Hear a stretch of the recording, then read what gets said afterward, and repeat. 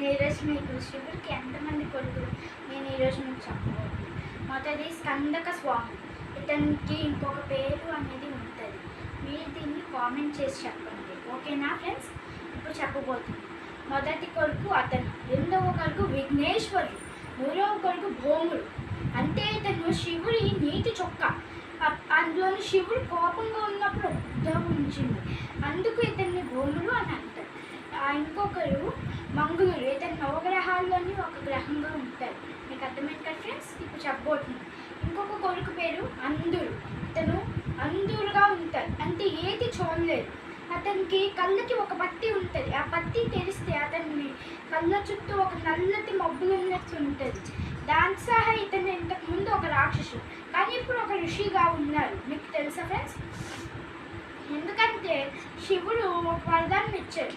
అందుక నువ్వు ఎప్పుడైతే అతను తలబడతావో అప్పుడు నీ రాక్షస రూపం వదిలేసి, నీ అందము వదిలేసి నువ్వు ఒక ఋషిగా అవుతావు అని శివుడు వర్ణిస్తాడు.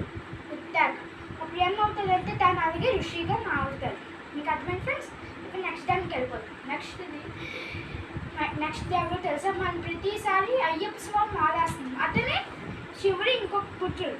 అనగా శివుడికి ఇంకొక పుత్రుడు పుట్టారు అనుకుంటున్నారా? విష్ణుమూర్తి వల్ల. ఈ విష్ణుమూర్తి మోహిని అవతారం. శివుడు ఇద్దరు నాట్యం చేయడం వల్ల ఉద్భవించింది రూపం. మీకు తెలుస్తుందా ఫ్రెండ్స్? ఇంకొకరు ఎవరు తెలుసా? రాక్షసుడు. అతను మోక్షం పొందే శివుడి చేతులు. అతని పేరు జలంధుడు.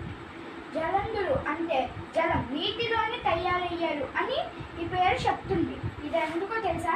ఒకసారి శివుడు ఇంద్రుడి పైన కోపంతో మూడో నేత్రం తెరగానే వచ్చిన నిప్పు ఇంద్రదేవుని వెంటాడుతుంటే ఇంద్రదేవుడు శివుడి దగ్గరికి వెళ్తాడు. అప్పుడు శివుడు ఇంద్రదేవుని కాళ్ళ దగ్గర పద్యం చూసి సరే క్షమిస్తున్నానని ఆ నిప్పుని నీటిలోకి విసిరేయగా ఆ నిప్పుతో జలంధుడు అనేవాడు ఉద్భవిస్తాడు. మీకు అర్థమైందా ఫ్రెండ్స్? మీకు ఈ వీడియో నచ్చితే లైక్, షేర్, కామెంట్, సబ్స్క్రైబ్ చేసి